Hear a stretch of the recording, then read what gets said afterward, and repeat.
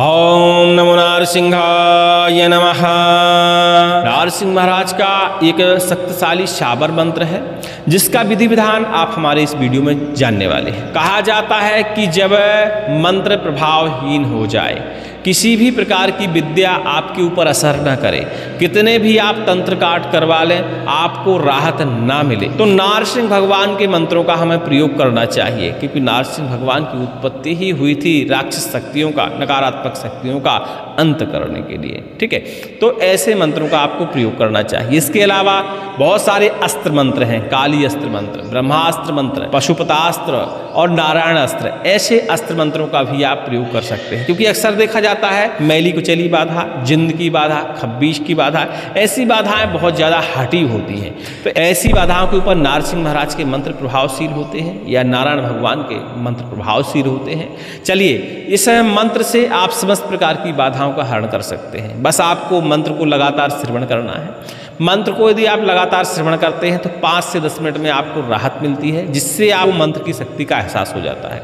और जब 5-10 मिनट में मंत्र को श्रवण करने से आपको राहत मिल जाए, तब आपको समझना चाहिए कि यह मंत्र आपकी बाधाओं का संपूर्ण हरण कर देगा और यह मंत्र आपके शरीर की ऊर्जा से मेल खा रहा है। तो ऐसे मंत्रों का ही आपको प्रयोग करना चाहिए जो आपकी शरीर की ऊर्जा से मेल खाते हों। लगातार जब आप मंत्र को श्रवण करेंगे, शरीर में कपकपी आ सकती है, रोए खड़े हो सकते हैं, उल्टी करने का मन हो सकता है, घबराहट महसूस हो सकती है, या कोई असाध्य पीड़ा है आपके शरीर में तंत्र मंत्र बाधा के कारण, या आप पीड़ा भी हो सकती है। तो ऐसी समस्त प्रकार की बाधाओं में 5-10 मिनट में आपको राहत मिल जाती है। तब फिर आपको समझना चाहिए कि यह मंत्र मेरे सिद्ध करने लायक है। ये तो बीमार व्यक्तियों की बात हो गई, लेकिन स्वस्थ व्यक्ति भी इस मंत्र को लगातार यदि श्रवण करेंगे तो कोई ना कोई लक्षण उनके शरीर में जरूर निकल के आएगा। और जब लक्षण मिले तब उन्हें समझना चाहिए कि इस मंत्र को यदि हम सिद्ध करते हैं तो बहुत जल्दी ही यह मंत्र सिद्ध हो जाएगा और हम दूसरों की बाधाओं का हरण कर पाएंगे, अपनी बाधाओं का भी हरण कर पाएंगे। ठीक है, अब चलते हैं इस मंत्र को सिद्ध कब कब करना चाहिए। तो होली में, नारसिंह जयंती में, नवरात्रि में, किसी भी नवरात्रि में इस मंत्र की आप साधना कर सकते हैं। दीपावली और जठौनी एकादशी इस मंत्र की साधना के लिए विशेष मानी जाती है। मुहूर्त साल में बहुत सारे आते हैं, आप किसी भी मुहूर्त में इस मंत्र की साधना करने का आप प्रयास कर सकते हैं। साधना करने से पहले आपको मंत्र की मंत्र दीक्षा लेनी चाहिए, क्योंकि बिना मंत्र दीक्षा के कोई भी मंत्र आपको ऊर्जा प्रदान नहीं कर सकता। 1-2% ऊर्जा मिल भी जाती है तो उससे आप दूसरों की बाधा का परमानेंट हरण नहीं कर सकते।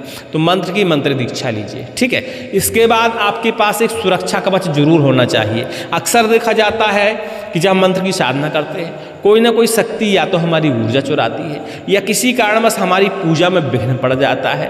तो ऐसे में सुरक्षा कवच हमारे मन की, बुद्धि की, शरीर की सुरक्षा करता है। तो कवच हमें पहले ही धारण कर लेना चाहिए, फिर साधना पर बैठना चाहिए। जो लोग कवच बना सकते हैं उनके लिए हमने वीडियो पहले कई बार उपलब्ध कराए हैं अपने चैनलों पर, आप विजिट करके खोज के देख सकते हैं कि साधना सिद्धि के लिए कवच कैसे बनाया जाता है। लेकिन जिनको बनाना नहीं आता, जिनके पास औषधियों की अनुपलब्धता है, ऐसे लोग हमारे यहाँ से संपर्क करके भी कवच अपने लिए मंगा सकते हैं और धारण करके साधना करने का प्रयास कर सकते हैं। ठीक है, चलिए मंत्र को एक बार श्रवण करेंगे।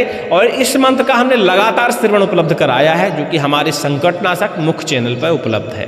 तो उस पर विजिट करिए और इस मंत्र को लगातार श्रवण करिए, क्योंकि संकटनाशक मुख्य चैनल पे हम मंत्र लगातार श्रवण कराते हैं और सासुर जो वास्तविकता बुंदेलखंडी सुर है उस सुर में मंत्र श्रवण कराने का हम प्रयास करते हैं। और जब हम सासुर जो वास्तविक सुर होता है उस सुर में मंत्र को श्रवण करते हैं तो हमें जल्दी प्रभाव नजर आता है, जल्दी लक्षण मिलते हैं और जल्दी बाधाओं का हरण होता है। तो चैनल को विजिट करके लगातार मंत्र को श्रवण कर सकते हैं। एक बार हम इस मंत्र को यहाँ श्रवण कराएंगे ताकि आप कंफ्यूज ना हो कि हमने कौन से मंत्र का आपको विधि विधान बता डाला। ठीक है, ध्यान से सुनेंगे। ओम नमो आदेश गुरु को नमो नारसिंहाय नमः। उत्तर बांधो दरिया दानव, दक्षिण बांधो मणिमसान, पूर्व बांधो नाटक चेटक, पश्चिम बांधो चुड़ैल डायन शैतान भूत प्रेत के गुण बांधो, और बांधो शमशान 10 को उसकी विद्या बांधो।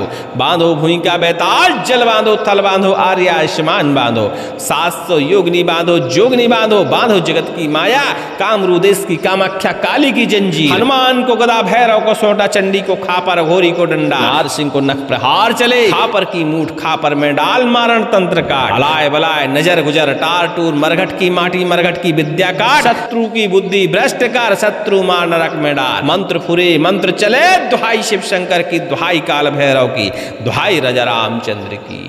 ओम श्रौम नृसिंहाय नमः। इस तरह का चाबर मंत्र है। जब इस मंत्र की साधना आप करने के लिए तैयार हो जाएं तो मंत्र आपको श्रवण करते हुए ही कंठस्थ करना चाहिए, क्योंकि जब हम मंत्र को श्रवण करते हुए कंठस्थ करते हैं तो मंत्र की कुछ ऊर्जा मिल जाती है, क्योंकि हमने पहले ही यह मंत्र सिद्ध कर रखा है। और हमारे मुख से यदि आप मंत्र श्रवण करते हैं तो आपके लिए यह मंत्र कार्य करने लगता है। आप बिना सिद्ध किए हुए भी इमरजेंसी में, यदि कहीं इमरजेंसी पड़ गई है, भगवान नारसिंह का ध्यान करते हुए इस मंत्र से आप एक आध बार झाड़ा लगा सकते हैं, तो तत्कालिक सुरक्षा हो जाती है और मंत्र तीव्र गति से प्रभाव दिखाता है। ऐसा करने से मंत्र का परीक्षण भी हो जाता है कि आपके लिए यह मंत्र कार्य कर रहा है। और जब आपको एहसास हो जाए कि मंत्र आपके लिए कार्य कर रहा है, तब मंत्र की पूरी विधि विधान समझिए और मंत्र की साधना करने का आप प्रयास करिए। इस मंत्र के मुहूर्त तो हमने बता दिए हैं कि कब कब इसकी सिद्धि करनी है। अब चलते हैं विधि विधान की तरफ। ठीक है, तो विधि विधान करने के लिए भगवान नारसिंह का एक चित्र स्थापित कर लीजिए। यदि कोई मंदिर है भगवान नारसिंह का, विष्णु भगवान का, तो उस मंदिर में भी इस मंत्र की आप साधना कर सकते हैं। लेकिन मंदिर में यदि हम बैठते हैं और साधना करते हैं तो आसन बंधन मंत्र और घेरा बंधन मंत्र की आपको बिल्कुल ज़रूरत नहीं है। लेकिन घर में कर रहे हैं तो आपको आसन बंधन करना चाहिए, अपने घेरा का कीलन करना चाहिए, फिर साधना आगे बढ़ानी चाहिए।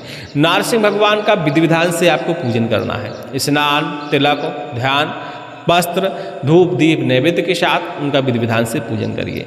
पान, सुपारी, बतासा, नारियल इत्यादि उनको अर्पण करिए। केले का प्रसाद लगाइए, लड्डू का प्रसाद लगाइए, जो भी नैवेद्य आपके यहाँ बना हो ऐसे नैवेद्य को भगवान नारसिंह को आप अर्पण करिए। ठीक है, इसके बाद एक अखंड ज्योति जलाइए, कलश बनाइए, सामने चौक पूल लीजिएगा जरूर आटा से, गोबर से लीपन करने के बाद उसके बीच में आप कलश की स्थापना करिए, उसके ऊपर अखंड ज्योति स्थापित कर दीजिए और अखंड ज्योति में बढ़िया सी बत्ती लगाइए जो लंबे समय तक जल सके। तेल पर्याप्त भरिए और ज्योति को प्रज्वलन करिए, ज्योति का पूजन करिए। ठीक है, और इसके बाद कमलगट्टे की माला अपने हाथ में ले लीजिए। कमलगट्टे की माला का भी विधि विधान से आप पूजन कर लीजिएगा, स्नान, ध्यान, धूप, दीप, नैवेद्य के साथ। इसके बाद भगवान नारसिंह का ध्यान करिएगा, प्रार्थना करिएगा कि भगवान आप इस सृष्टि के संहार करता भी हैं और पालन करता भी हैं।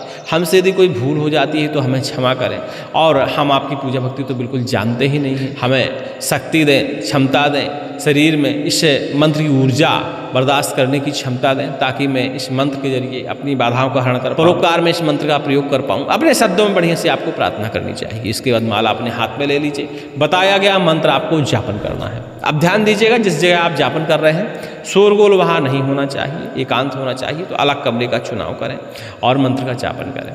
जापन कितना करें भैया? मंत्र तो छोटा ही है, तो 11 माला आप आसानी से कर सकते हैं। देखिए 11 माला यदि हम जाप करते हैं, इतने में ही मंत्र की ऊर्जा प्रबल हो जाती है और आपकी और दूसरों की बाधाओं का हरण करने लगता है मंत्र। लेकिन आप चाहते हैं कि मंत्र की ऊर्जा आपको ज़्यादा मिले, और भी ज़्यादा मिले, और भी शक्तिशाली ऊर्जा मिले, तो मंत्र की जप संख्या आप बढ़ा सकते हैं। ठीक है, 11 माला के बाद आप 17 माला कर सकते हैं, 15 माला कर सकते हैं, 21 माला कर सकते हैं, क्योंकि सूत्र ही है, जितना ज़्यादा जप उतनी ज़्यादा सिद्धि, उतनी ज़्यादा शक्ति मिलती है।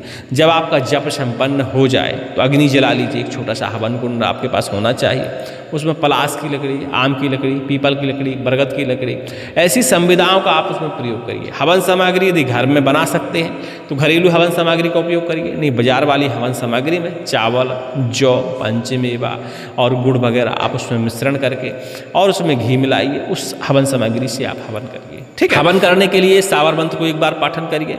लास्ट में नारसिंह भगवान का कोई भी बीज मंत्र आप लगाइए और स्वाहा बोलते हुए हवन करना शुरू करिए। हवन में आपको 108 आहुतियाँ डालनी है यदि 11 माला करते हैं तो, लेकिन 21 माला करते हैं तो आप 2 माला हवन करें। हवन करने से पहले अग्नि भगवान का पूजन जरूर कर लीजिएगा। ठीक है, और हवन संपन्न होने के बाद जल घुमा दीजिएगा। जल घुमाने के बाद भगवान नारसिंह को अठवाई का प्रसाद लगाइएगा, पंजीरी का प्रसाद भी आप लगा सकते हैं। इसके बाद क्षमा प्रार्थना करिएगा और बढ़िया से उनका ध्यान करते हुए स्मरण करिएगा। लेकिन ध्यान दीजिएगा, यदि रात्रि में इस मंत्र की आप साधना करते हैं तो शक्तियों का हमें आभास होता है, लक्षण निकल के आते हैं कोई ना कोई, तो भय की आवश्यकता बिल्कुल नहीं है। जब आपका हवन संपन्न हो जाए उसके बाद आप शांति मंत्र का पाठ करिए। शांति मंत्र है ओम धव शांति अंतरिक्षुम शांति, ये वाला मंत्र होता है। नहीं आता है आपको ओम शांति शांति सर्वाष्टस्व शांतिर्भवतु, इतना पाठन करते हुए जल का छिड़काव करिए देवी देवताओं के ऊपर भी, अपने ऊपर भी।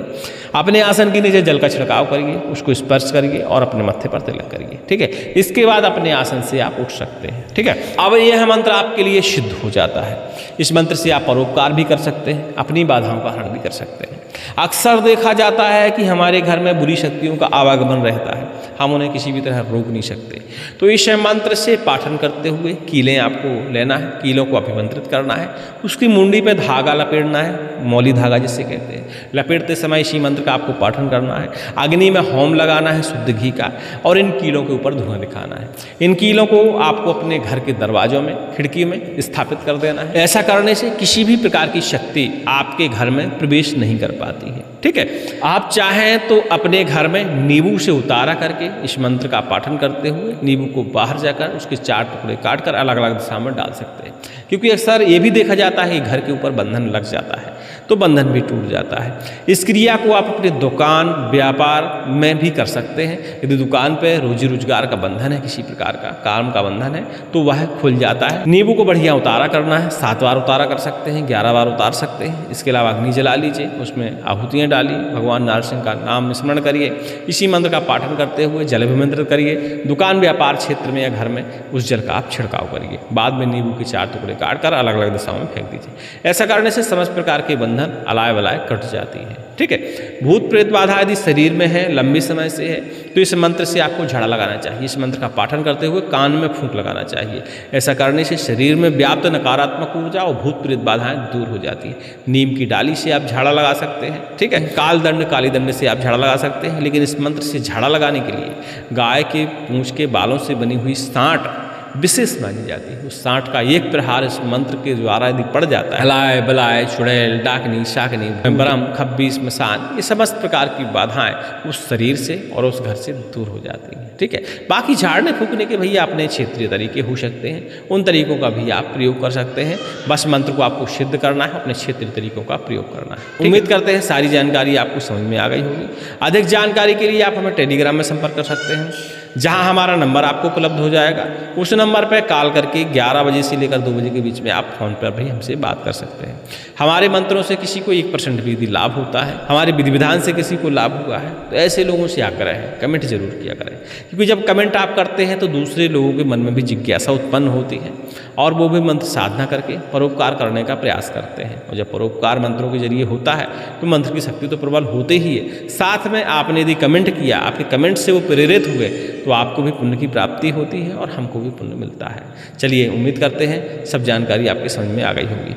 सभी को जय श्री राम, जय हनुमान जी महाराज की, जय नरसिंह महाराज की।